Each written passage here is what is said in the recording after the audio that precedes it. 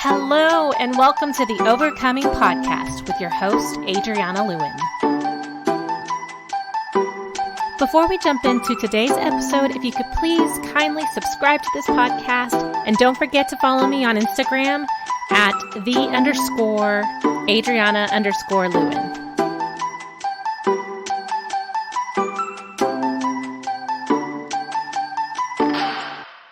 Hello, and welcome back to the Overcoming Podcast. I am excited to bring on today's guest to talk about all things really exciting, actually, for me, because this is an area that I really enjoy, and it's basically surrounding areas around borderline personality disorder. Most people have never heard of this term, and so I decided to bring on our next guest, Latasha Gary, a licensed clinical mental health counselor, EMDR certified, and trauma specialist focused on restoring a light of hope to dark times. Thank you so much for joining me today, Latasha. Thank you for having me, Adriana. I'm excited about this. I'm excited to dive into today's topic because, as I was mentioning off on the side before we started recording, that this is just an area that seems to pop up quite a bit for me in my practice. And most of the time, people who come visit me are usually dealing with what we call, attachment wounds, attachment trauma, relational trauma, however you want to call it. Basically, something with their caregiver or someone in their family when things just don't feel right and there's just a lot of disconnection with those people. We might be looking at something like BPD. And oftentimes I have clients who talk about narcissists, right? Well, my mom is a narcissist or my dad was a narcissist. And it's definitely a diagnosis that we always, we can't ever diagnose someone in the family that's not our client sitting there in front of us. But we definitely like to explore, like, is it really narcissistic personality disorder, NPD? Or is there something along the lines of borderline personality disorder, BPD? So if you hear us saying these acronyms, just know BPD is borderline, NPD is narcissist. So let's dive in, Latasha. Tell us a little bit about how you got into working with people with borderline.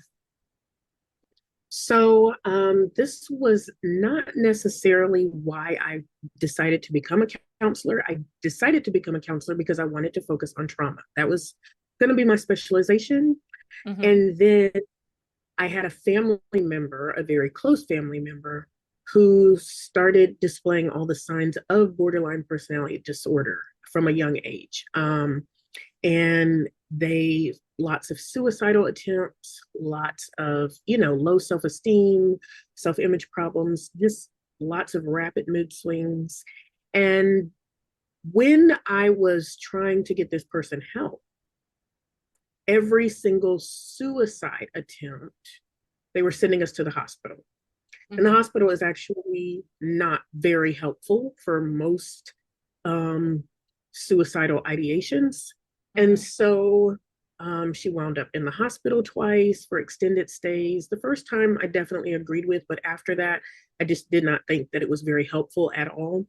Mm-hmm. And I had one therapist, when she mentioned suicidal ideation, they literally said, "Oh, I don't think I'm qualified." And they just cut her out of their schedule after she'd already attached to that therapist. And not being fully trained in the method that is helpful, which is, of course, DBT, but saying they were trained in DBT. And so I just had a lot of trouble finding someone, and particularly myself, I'm African-American, finding someone who was African-American and met all those criteria. I felt like I was literally looking for the Holy Grail. Yeah. And so I did finally find someone, found a great therapist for my person, and she's doing much, much better. But I decided that for me, I wanted to provide that to the community, that I would be fully trained in DBT, that I would understand when to send to the hospital and when not to, and would be able to instruct their family members on how to handle all the different situations that come up with and the complex relationship patterns that develop because someone has BPD in their family. Yeah. So this is a topic near and dear to my heart because I've had family members who, yes, were undiagnosed BPD. And I know they say don't diagnose someone that is not your client or whatever. But when you, and it's even harder when it's like family members, right? When it's so close to you, Absolutely. you're like, I see the I signs. kind of see. Yeah. Yeah. I mean, I get what you're saying. Like, we're not supposed to diagnose it, but we also can't ignore the fact that we do have the information. Yep. And because of that, when I see it, yeah, this is my suspicion. How about that? Yes.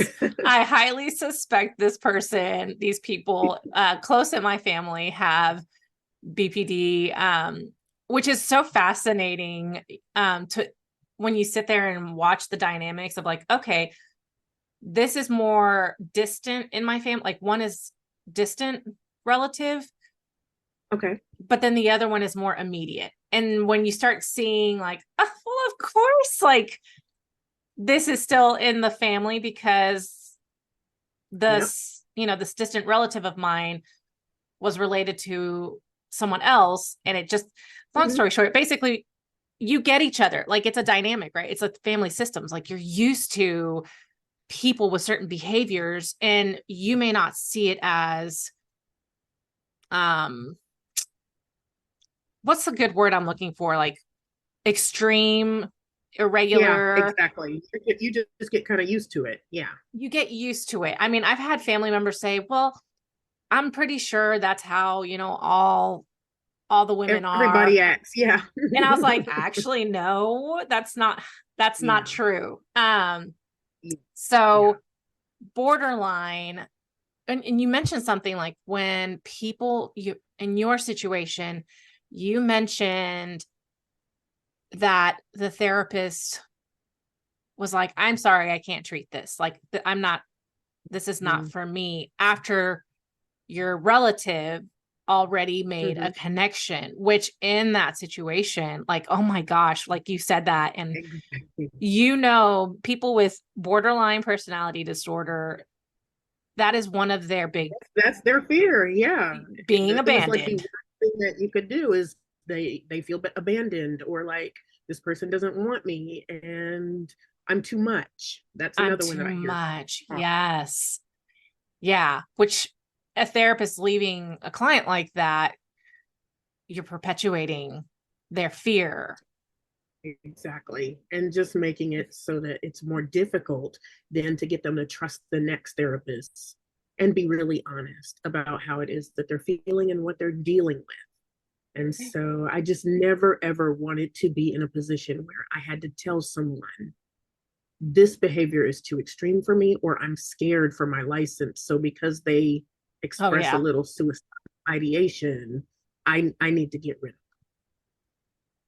Yeah, the suicide ideation. And I guess really some of it also comes down to like just that some can have a combative nature, not all of them. Some can have it. combative Absolutely. nature. And so the ones that are like, Mhm. I'm gonna go file things on you because this and this and that. Absolutely. Yeah.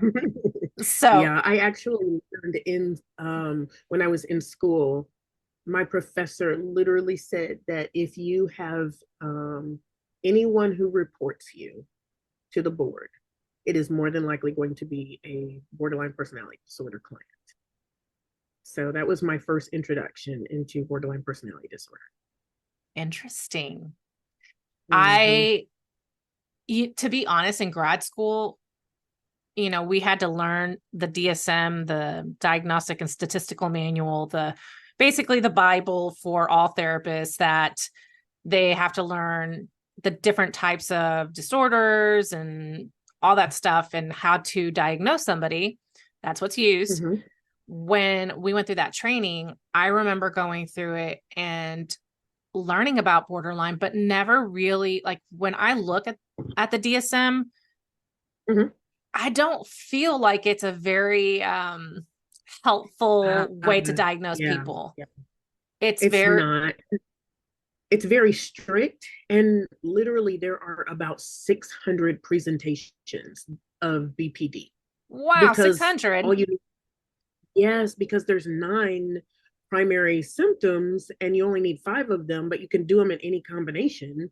And so it's like 600 combinations that so one person with BPD could look very different from the next person of BPD and have totally different symptoms, and they still have the same diagnosis. And I don't think that the DSM very accurately portrays that. Yes. When I look through it, I feel very underwhelmed. And I'll tell you, so I actually, while in our sidebar conversation, I ended up pulling some books that I will also list in the links below that were really helpful for me. And the first one actually was right after I got married. I had a cousin who was like, "Oh my gosh, this reminds me of our relative." And I was like, "Oh yeah, okay." She happened to read some of the books that were just sitting in my room, I guess, right?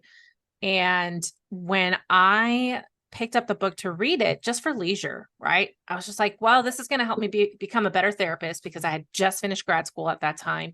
It's like, let's go ahead and learn a little more about borderline personality disorder. And I will tell you, the descriptions, the examples, the presentations that were in the book were so like, I don't know. It was like They were just accurate. They fit everything. they fit everything. And it made me so much more aware of what borderline actually looks like versus what a DSM taught me. Yeah. Because of all the examples that they gave. And so one of the books, the one that really was instrumental to me, was my first intro to it, was a book called Surviving a Borderline Parent: How to Heal Your Childhood Wounds and Build Trust, Boundaries, and Self-Esteem. Granted, like I had literally purchased a bunch of books from, oh my goodness, I can't remember the bookstore that shut down here locally over a decade ago. But I was like, oh, books on sale, psychology. Let's just go, load them up. So that was one book that was super helpful, but it was just one of those, like, when I read through it, I was like, grief. I had a lot of grief. I was like, that's wow. And that happens a lot with families with someone with borderline personality disorder.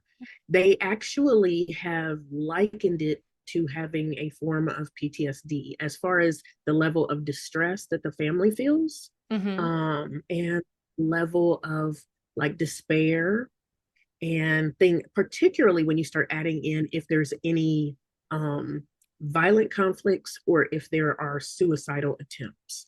The level of despair and hopelessness and isolation that these families feel just exacerbates and makes it so much worse. Beside the fact that their loved one is suffering, beside the fact that maybe they're causing the family to suffer, they've got this isolation, this guilt, this shame, just all the things that come with it. And so you're absolutely right. And when there's an adult who realizes, oh my gosh, there's actually maybe a reason to why my parent behaves this way, the reason ends up becoming the trigger for that grief. Like, Absolutely. I'm never gonna have Never a going to parent. have what I feel like I would desire or what I had hoped was just going to get better. Yeah.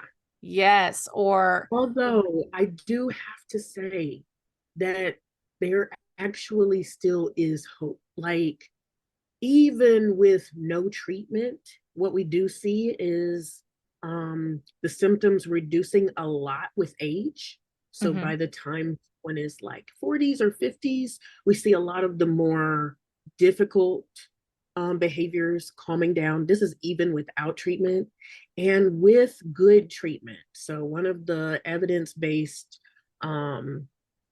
practices that has been shown to reduce the symptoms of borderline personality disorder, we have said that after a year of continuous treatment, they do not show signs of borderline personality disorder before anymore.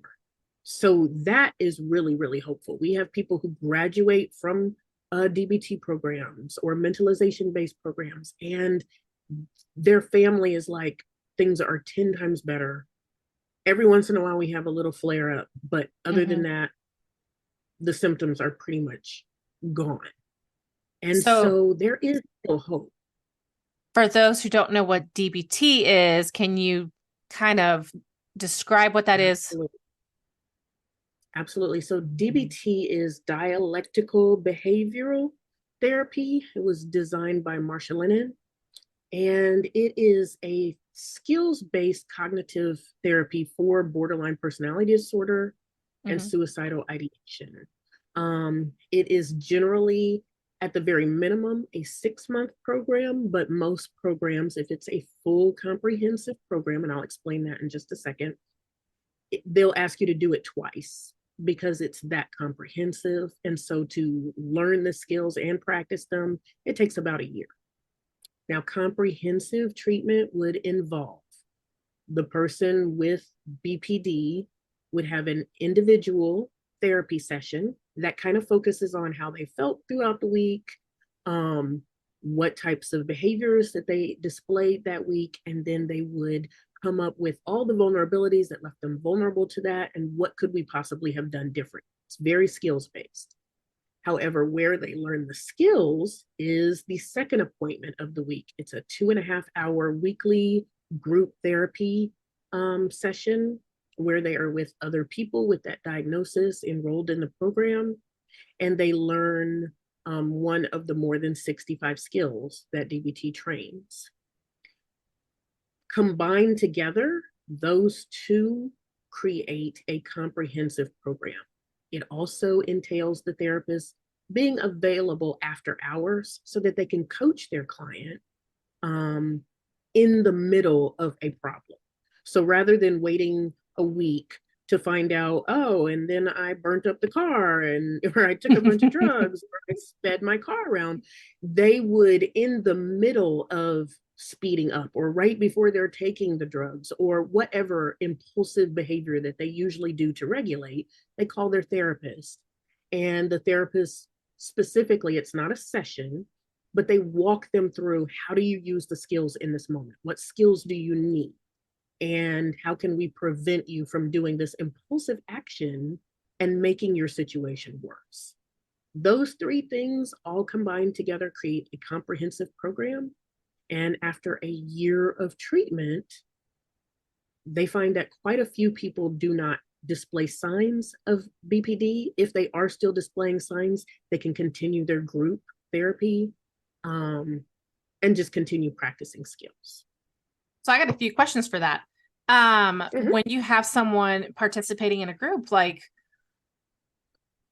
how do you, I guess the reputation with people with BPD is one, they don't see themselves as a problem. So getting them into therapy is always a Mhm. challenge because it's usually everyone else is the problem, right? Um, Absolutely. so there's one, like, how do you get someone in the door to start working Hmm. towards this? And then two, this one's a two-part question, the compliance aspect, right? And how do you get Okay. them to continue coming?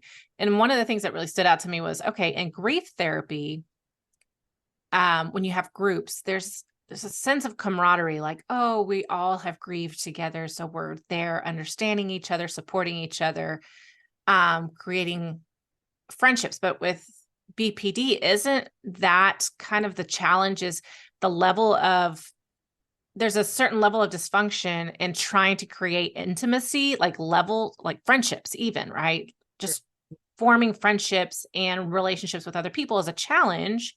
So how do you even get these people to show up for each other in the group? If, or is that something that comes naturally and it's actually very healing and therapeutic to the process? Oh my gosh, you've asked a great question. So you've actually asked a three-parter. So I'm going to try to break this Yes, down as sorry.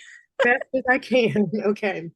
So for how do you get them started in therapy? Now, there's several therapies that work very well for borderline personality disorder. One is called mentalization-based therapy.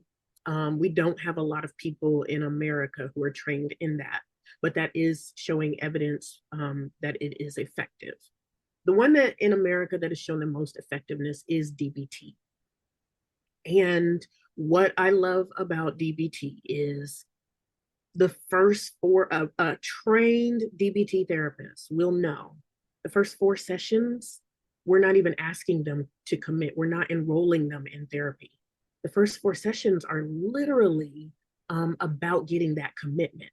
So you're listening to them have and the problems that they faced. You're pointing out for them how's your life going to be if it continues like this. So you're kind of raising that awareness, like, even if the problem is everybody else, what's your life going to be like if you can't get people to understand your point of view, or if they're constantly accusing you of being manipulative and they won't give you the money you need, like, how are you going to deal with life? And so we're constantly raising that awareness. We're being very gentle, but we're definitely targeting, okay, so you've got some suicidal behaviors. So you've got some drug problems, like all these things that are going to create crap in your life. You've gone to jail a couple times now. How's your life going to be? So we're doing that. We're also like increasing their dream. What would it take for you to want to be here on earth every day? And so to do that, we let them come up with, I don't care how big the dream is. I worked with one client and they could not go to high school. They just were not finishing high school. They weren't attending class, too emotionally dysregulated. And so, but they wanted to go to medical school, and they wanted to go to medical school at Harvard. I did not try to point out the unreasonableness or be like, oh, you have to do this in order to do that. I just let them talk about what their dream was. What would it take for you to want to live? These are the first 4 sessions. And I told them, you're not enrolled in therapy. You're not committed. Can you just commit to come to the next session? Most of the time they enjoy these sessions because we're highlighting so much of what their heart is feeling and things that people usually kind of downplay for them, that most of the time these first 4 sessions they absolutely love. And so getting them to come to them is usually not a big problem. I tell families to, it's one of the DBT techniques, and it's called foot in the door. Ask for something small first, and then hope that you can get something bigger, or door in the face technique, where you can ask for something huge, and then when they say no, you just ask for something smaller. So, hey, why don't you commit to a year therapy? No, absolutely not. I'm not doing that. You're the problem. Okay, why don't you just come to the first 3 sessions of a therapist? And then if you don't want to do it, I'm not bringing it up anymore. Usually that helps. So the first 4 sessions are all about motivation. Go ahead. I was going to say that would only help if they go to someone who's trained in DBT and people understand absolutely that absolutely this is what and we're that's why dealing with. I highly stress it. If you're going to do DBT, get an officially trained, intensively trained DBT therapist. They don't have to be certified, but make sure that they are at least intensively trained and that they understand what a comprehensive program is. Wow.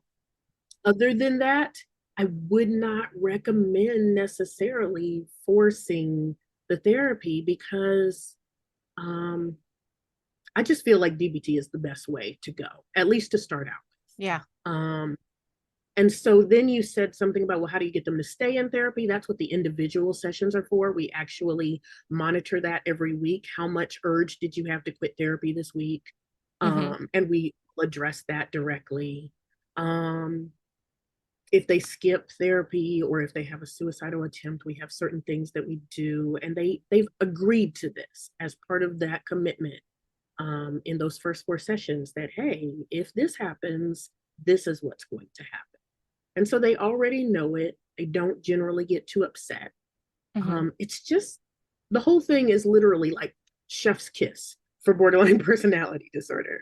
Yeah. And then as helping to not antagonize during a session, like you were saying, grief groups, yeah, you can openly share what's going on. Well, in DBT groups, we don't necessarily want that. We don't encourage that. So instead of them saying their behavior, like, oh, I had a suicidal attempt last night, or oh, I used drugs, we just say my target behavior. And that's what we instruct them to do. That, oh, I did my target behavior last night, so that they're not triggering others. It's not making other people, kind of giving other people an education and how to emotionally dysregulate. Right. And so that is, and it functions more as a class. So there's not a lot of talking and supportive reflection going on. It's really more of a 2 hour class with a few brief interactions where they might share some information. And then it's under those guidelines of you can't just say you had a suicidal attack last night. You have to say target behavior. So I think So, that answered every.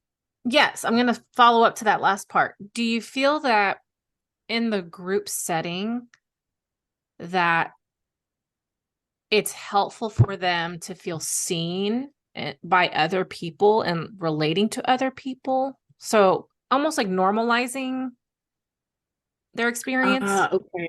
Like, well, I think that it normalizes I'm not the mess up that everybody says I am.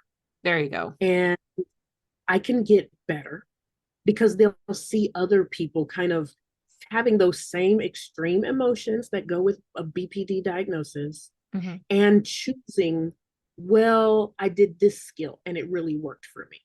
That is so helpful for bringing and raising hope because then the next time they are in the middle of an emotionally dysregulated state, they can possibly think, well, let me try this skill. Whereas they might have been skeptical without the kind of testimonial experience of that other member saying, hey, I tried this and it worked for me, or it didn't work, but next time I want to try this. Do they form friendships in the group? Is it encouraged, discouraged? It is discouraged in most of the groups. It is discouraged, but in the adult groups, we cannot, of course, guarantee it, Mm-hmm. but it is in one of the rules for commitment that you're not going to form a relationship with anyone in the and that you're not going to have a lot of contact with people outside of the group class. And some are very strict and say, if that happens, this is what will occur. You'll get a warning the first time, and then we're going to dismiss you from the group. Oof. So that is really important to us. Mm-hmm. But honestly, so long as it is communicated very stringently in the beginning, I haven't seen a lot of problems with it. Mm-hmm. In the teenager groups, we get a little bit more challenged, but the same rules do apply. And we are very cognizant that the teenagers are more likely to kind of like slide each other numbers. And so we really control how much interaction they have with each Those other. sneaky teenagers. Yes, yes. So, is there a reason why you discourage that? Mostly because I'll tell you this. My daughter, who was my person with BPD, she went into the hospital the first time, and behaviors that she had never done before, she was doing when she left the hospital because she had been in groups and they talked about that they did to relieve their distress, and so she picked them up. And she'd never even thought about doing these behaviors before. And that is what we're trying to prevent, like Yeah. educating each other on unhealthy ways to handle emotional distress. Yeah, that's one of the reasons why, so there's Alcoholics Anonymous, but there is the narcotics one as well, right? I think it's Narcotics Anonymous, Uh-huh. something like that. It's been a while, obviously. So apparently, that was the same complaint that kids, the basically families didn't like sending their kids to those types of situations, those support groups, because they were picking up things like that. So I can understand that. Absolutely. I wasn't sure if that also applied to the DBT world. So I do want to ask a question though, because borderline, I think we could probably talk about this for a while, how it manifests, the different ways that it shows up. But oftentimes I hear people say it's my person is a narcissist, like my parent was a narcissist or whatever, right? Like this is narcissism. Or oftentimes I actually have heard also, because you mentioned it earlier and I was like, oh yeah, I forgot about that one too. I also hear a lot, that person is borderline. they have borderline. And it's like, do they Oh, actually have yeah, borderline? And they're like, well, it's not diagnosed, but I'm sure it is. Well, tell me why. Right. yeah, So yeah. I would love for you to kind of dive into how will somebody know if they're looking at someone with narcissism, maybe Mhm, versus borderline, dive into that a little bit versus mhm. borderline, just to help people say, Absolutely. oh, that's what that might look like. Absolutely. Narcissism is that hot button right now. Everyone's Yes. got narcissism. I see it all the time. Um, which I'm glad that we're highlighting something that I used to never hear anything about, but I think it's being over diagnosed Mm-hmm. right. So one of the big things is it can be a really good indicator of NPD, narcissism personality disorder, versus BPD, borderline personality disorder. The first thing I always tell people to look at is their feelings about themselves. In narcissism, it's going to be very, very grandiose. It's going to be Mm-hmm. huge. I'm the greatest. I'm the best. I'm the biggest. Um, I'm the first. With BPD, their words are generally going to be, um, I'm the worst. I'm unworthy. They don't usually have a high sense of self esteem. They Mm-hmm. generally feel really bad about themselves, or they just don't know who they are. And so you see a lot of flipping back and forth, that one day I'm this, and then the next day I'm that. And so they mold really well with their population, which is why it's really difficult for the teenagers, because this week I'm hanging with this group of friends, and so I act like this, and this week I'm hanging with this group of friends, and now I'm doing this. They don't quite have a solid sense of who they are. Whereas Mm-hmm. narcissism, they're not changing for anyone, and they know exactly who they are. I'm the greatest, I'm the best, I'm the top. Okay, so that's usually my first indication. Both of them generally experience a lot of rage, but for BPD, it's really more just being emotionally volatile, and it's the fear of abandonment is usually behind the rage. Like, oh my gosh, you are disrespecting me. You're leaving me. You are going to leave me. That type of thing. Versus with narcissism, it's usually you have challenged their view of themselves. You're Mm-hmm. not the best. You're not the greatest. You're not the top. You're not the first. That usually creates great deal of rage in someone who has NPD. Okay. Mm-hmm. Um, for narcissism, they're usually emotionally shallow, but can be very charismatic. Borderline personality disorder. Someone with that disorder can be very, very charismatic.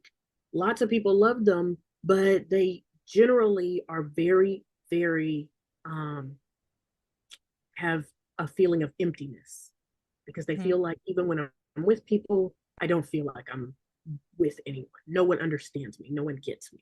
Mm-hmm. And then the last one that I would say is the empathy thing. With narcissism, they're going to show a lack of empathy. They Mm-hmm. don't understand other people's viewpoint. I don't care how charismatic they are. They cannot understand other people's feelings. Whereas a person with borderline personality disorder, the reason why they are able to get such great relationships is usually they have extreme empathy. Or they might lack empathy, but it's only when they're in a really high emotional state. So Okay. there are some really significant differences between the two that make it very easy. It's not just the behavior. That's what I tell people. Look at the motive behind the behavior, and you'll usually be able to tell which one it is. Because the behaviors, yeah, they both can be the same. They both can do things that we might classify as selfish, rude, volatile, impulsive. Both can do that. But what is the motive? If it's because I feel like I'm the best, the greatest, that's narcissism. If it shows no empathy and they never show empathy, that's narcissism. If they are rageful, but it's because you've challenged who they are, that's more narcissism. Whereas borderline, generally it's about, oh my gosh, I'm going to be abandoned, I'm going to be left, um, and just unskillful behavior. But usually very, very likable people, very, very empathetic, able to have good, close relationships. They just are not good at maintaining them. Yeah. They can be very charismatic for sure. Absolutely, absolutely. Um, I'm curious what your thoughts are on, like, for BPD, for example, or even to some extent NPD. Is this something that just pops up randomly in a Mm, family, or mhm. is there some level of like intergenerational trauma that, you know, kind of, I'm glad you asked this I don't question. know. Sorry, Let's I don't know how to talk word some it. BPD. I got you. I got you. So um, I am trained as a facilitator for the Family Connections course through NEA BPD. It's an organization designed by Alan Fruzetti and Perry Hoffman, who is now deceased. And they created it. It is for families of people with BPD. Highly, highly recommend it. Um, and what we teach is that there's several things that are going on. One, there's people who are just genetically, they're just more sensitive than other Mm-hmm. people. Okay, so they're emotionally sensitive, they're high reactivity, and it just lasts longer. So things that might bother you um, are going to last a lot longer in someone who Mm-hmm. has BPD or this emotional sensitivity. It's going to bother them a lot quicker, and it's going to be more frequent.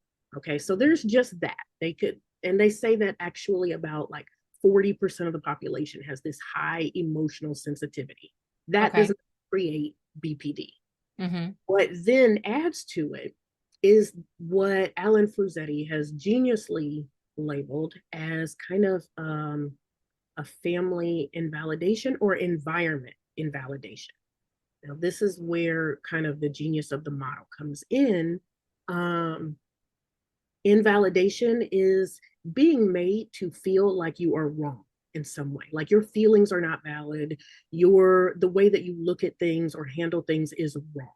Mm-hmm. So if you look at it, this could be a perfectly good family. This could be a family who every other child in the family is fine, Mm-hmm. but it's just not a good fit for this child. So think about it like this. In our family, we don't do that. Or you're acting really silly. Why are you doing it? Mm-hmm. When for maybe the child, they are extremely distressed. Mm-hmm. And every time they show that distress, the family environment or the school environment or the world in general just cannot handle it. And so, therefore, they are told that they are wrong. But Mm-hmm. for them, this is the only way they know to express themselves, and this is who they are. Mm-hmm. So, to be told that you are wrong just for being who you are, I mean, just the ultimate form of invalidation. Yeah. And so, because of that, they then get dysregulated. Okay. And that's what BPD is, an emotional dysregulation disorder. So they get dysregulated as any of us would. Think about, I don't know if you've ever been to the doctor and been trying to tell the doctor something is wrong. And they're Mm-hmm. literally telling you, no, it's just this. And you know, beyond a shadow of a doubt, I know my body. I've never had this symptom before and it feels really bad. And they just don't believe you. That's Yeah. invalidation. That's what that feels like. It's really upsetting to anyone. And so now you've got this person, they are emotionally dysregulated. And so they start doing behaviors that are usually not in line with how they're actually feeling. How they're actually feeling might be like, oh my gosh, you are rejecting me, you're abandoning me, you think I'm not good enough.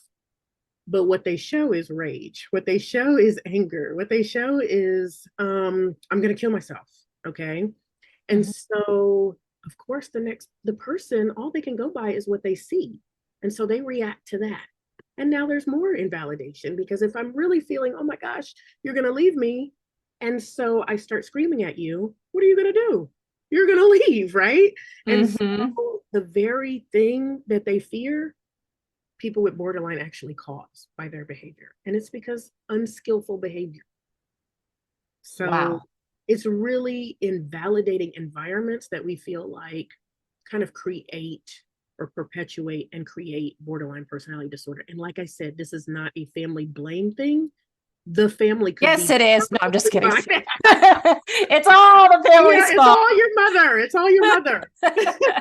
I'm just kidding. But I feel like the population that I see, oftentimes the parents have either, undiagnosed borderline or narcissism. Like, it's hard to tell, obviously, when you're just the therapist hearing about these kids' parents' behaviors. Absolutely. Right. Or as adult children, I deal more with adults. So when you're agree. listening to them and you're like, is this an experience that they just remember through the lens of a child? Right. So like when we're little kids, the things that kind of like you said, like when I cried, my parents sent me to my room, told me I was being ridiculous, like unbelievable. How dare you have this outrage? Right. Or is it really that maybe the parents also have some level of either NPD, Yeah, BP? absolutely, or BPD, which would definitely create severe problems for being a parent and raising a child in that environment. You're absolutely right. I guess for me, I've stopped being so concerned with the actual diagnosis because honestly, complex trauma, BPD, NPD, all of them can create the same kinds of behaviors. Ooh, complex trauma. That's another buzzword right now. Yeah, Everyone's talking about complex trauma. I know everybody's got that one. Yep. And so, but I mean, think about how differently we view them all, though. Like narcissism, personality disorder. Oh, that's an awful. Oh, borderline. That's a bad one. But complex trauma, we have all this sympathy and that's empathy true when they're displaying the same behaviors. And so, for me, it's not helpful for me to think of it in terms of. I just think of it in terms of they can't regulate their emotions. Yeah. They're causing maybe a lot of trouble in their environment. How can I help this person to be able to handle the emotions that they're feeling and be able to express them more accurately?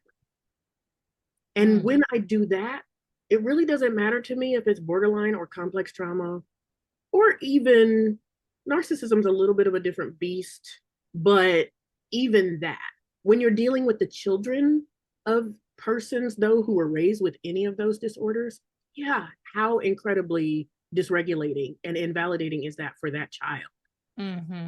For that, I find really educating them on what they were dealing with can be very, very powerful, because realizing that your parent was not really just hateful to you, but they actually had a mental illness, that they actually just were never diagnosed and they were probably dealing with their own stuff and they probably should have gotten help, can be very validating for the child, the adult child, to now realize, okay, I get it. This was, even though it really was crappy for me, this wasn't against me. Yeah. Yeah. And I think with people that I've worked with the adults, some of them start saying, well, I wonder if I have BPD. If my parent had this and this and that, what if I have it? And I love helping people kind of navigate that experience for them. Absolutely. Work through, well, I mean, you're here doing the work. Yeah. So we all, if you have someone in, like, if your parent was that way, then there's a likelihood that you picked up some of those traits. But does that mean you have a full diagnosis? No. I love that, because we're so quick nowadays, it seems like, to just give ourselves a label. And your distinction that, hey, maybe there's some traits that you picked up, maybe there's some ways that you got your needs met, that maybe aren't so adaptive, but yeah, it doesn't necessarily mean that you have the disorder. And I think just that, to tell them, well, yes, you probably do have it, right? Like, that would be so harmful for them. Even if they did have it, right? Like, it would just be another thing, like something else is wrong with me. I am unlovable. Absolutely. And there's no hope. There's no hope related to it. Yeah. So are you familiar? So one of the books that I hear people reference a lot, and this one's a little more on the pricier end, is Understanding the Borderline Mother. I know it says mother in the word in the description, but really it can It's any apply. parent. Yeah. Should have just said parent. However, the person wrote the book and said it was the borderline mother. Mhm. And it's by Christine Ann Lawson, but I hear a lot of people reference this book. It's, I don't know, $60, $70 book for what, must be textbook, basically. Like Yeah, I know, basically. Yeah. grad school I'm textbook, actually, because that's a yeah, pretty pricey one. actually not familiar with that one. The one I usually recommend is Loving Someone with Borderline Personality Disorder with Uh-huh. Sherry Manning. It gives a lot of skills in like how to talk to someone who has borderline personality disorder and maintain a relationship. So that's the one that I usually will recommend. I'm not familiar with the two that you actually said, but I'm so interested now. I'm gonna probably go add them to my cart that is getting fuller and fuller by the day. Yes, I know, me too. Me too. Check I'm those like, out. where am I gonna have all the time to read? That's why Audible Do all kicks this in and I reading. Yeah. but understanding the borderline mother is the one that talks about the 4 different types of BPD. They kind of classify, and I won't do it justice, but it's like the hermit, the Yep. waif. Internalized. Yeah. Do you know which one the 4 are? I'm like, I I have do not, ah, not by those names. okay. But I do know that there's like an internalized one, which is more like instead of like that all over everyone else, they kind of, just talk really bad about themselves. Mm-hmm. You usually or suicide, it's more internalized. Um, and then there's the kind that are more explosive. But yeah, I was really glad to see that they had come up with the distinctions, but like I said, there's 650 different presentations. So even limiting it to the 4 presentations, I think is probably missing some people. That's true. Yes. And I guess it really talks about like it's interchangeable, right? Like someone can behave like one type one day and then pull in traits of Mhm. the other. And I have it in front of me. It's the witch, the queen, the hermit, and the waif. So it's really interesting because in one relative, ours showed up more like the witch, right? Or the queen and the witch. Doesn't sound pleasant. I think I know which No, one that one is. I mean, we would have phone calls coming into my house like at 2 a.m. saying, I'm glad you're gonna die. And we're like, he my dad was diagnosed with like pre-diabetes at that point. Uh-huh. And she's like, I'm glad you're gonna die from diabetes. And we're like, Wow. what?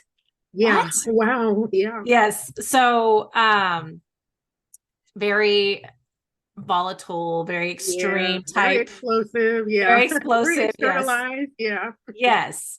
And then there's the others that are like the way for the hermit, the people who you don't see the explosiveness. It's all Mm. internal. It's Yeah. It's against implosive, right? themselves. Yeah. Yeah.